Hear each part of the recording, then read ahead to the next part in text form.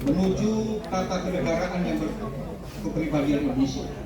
Pak Tri, judul ini kami ambil dari makalah yang kami persiapkan untuk disumbangkan nanti. Saya membacakan deskripsinya agar gambarannya bisa dipahami untuk membaca makalahnya.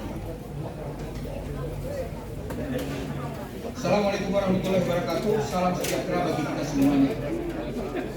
Pertama, HIT demokrasi kita.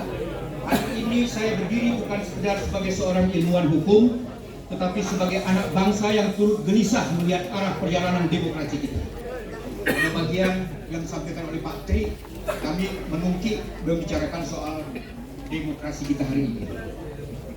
Demokrasi yang dulu diperjuangkan dengan darah dan air mata, kini menghadapi krisis kepercayaan, krisis representasi, bahkan krisis arah. Demokrasi Indonesia pasca reformasi alih-alih menjadi ruang emansipasi rakyat, justru sering menjadi panggung oligarki. Suara rakyat diakomodifikasi, partai politik bertransformasi menjadi kartel kekuasaan. Pemilu menjadi ritual prosedural tanpa substansi edukatif. Demokrasi Pancasila jalan kita sendiri. Maka izinkan saya dalam orasi ini menyerukan bahwa saatnya kita kembali ke akar, bukan ke masa lalu, tetapi ke nilai-nilai dasar yang hidup dan menghidupi bangsa ini, yaitu demokrasi Pancasila. Demokrasi Pancasila bukan sekedar jargon politik, ia adalah konstruksi yang hidup dalam sejarah budaya dan jati diri bangsa Indonesia. Demokrasi yang berakar pada musyawarah, keadilan sosial, gotong royong, dan kedaulatan berbasis nilai, bukan semata-mata jumlah suara. Tidak ada satu model demokrasi yang absolut.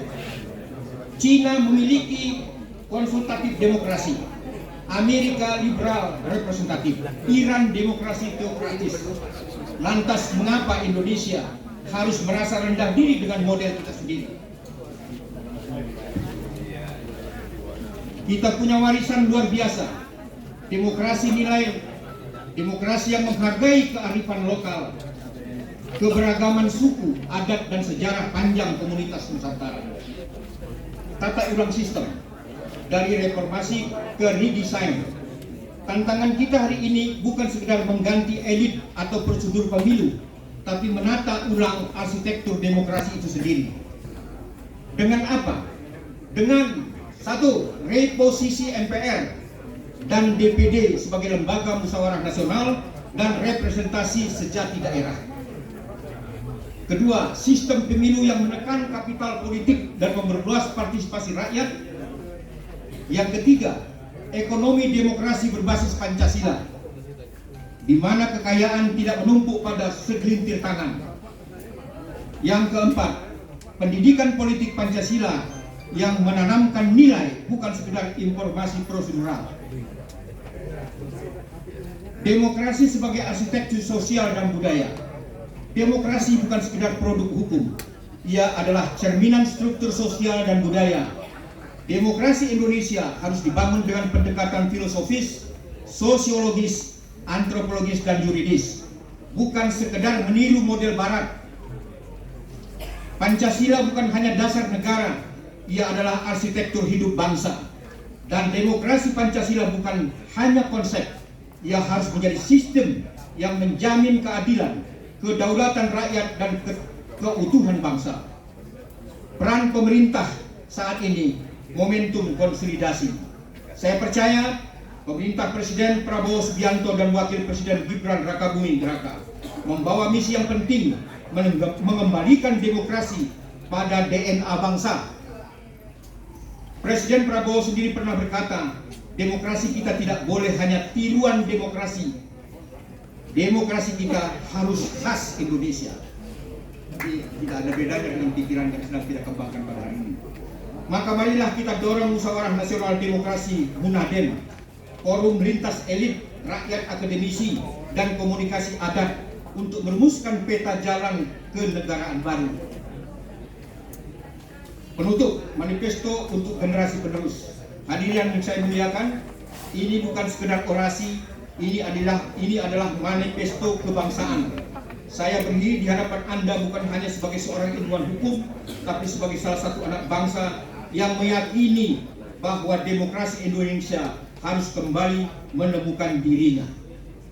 Saudara-saudara, saya merasa senang dan tentram ketika Pak Tri tadi menyampaikan bahwa undang-undang yang kita akan tinjau kembali tidak kembali ke zaman yang lama.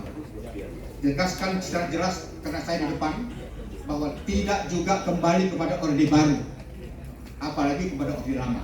Kata Pak Tri, pada dasarnya dua orde ini masing-masing belum melaksanakan secara utuh Undang-Undang Dasar 45. Terima kasih Pak Tri.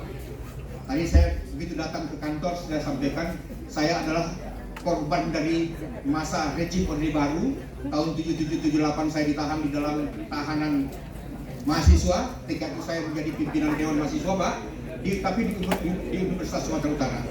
Saya senang dengan Pak Tri karena telah menyampaikan sebuah orasi kesadaran kita, kesadaran Pak Tri juga hari ini gitu ya, bahwa ketika kita melakukan aksi tahun 778, salah satu permintaan kita adalah secara moral kita minta Pak Harto itu jangan mencalonkan kembali menjadi presiden berikutnya. Apa daya tangan tak sampai, akhirnya seluruh Indonesia ya, di Dewan Mahasiswa Indonesia ketika itu termasuk kami di Medan, termasuk saya, masuklah ke dalam tahanan. Tapi saya sampaikan sama Pak Tri, saya sudah berziarah kepada Presiden Soeharto, orang yang menganiaya kita dulu. Saya doakan kepada Tuhan, ya Tuhan maafkan Presiden kami ini. Ya, saya sudah sampaikan. Begitulah, mudah-mudahan sepeninggal itu Pak Tri tidak campur, karena pada bagian akhir Pak Tri menjadi wakil presiden. Saya senang sekali dengan Pak Tri, mudah-mudahan Pak Tri melebihi dari Perdana Menteri Malaysia. Sampai idenya dapat lahir di Indonesia. Terima kasih, kita doakan semoga ini menjadi ibadah pada kita semuanya. Wabillahi taufiq wal hidayah. Wassalamualaikum warahmatullahi wabarakatuh.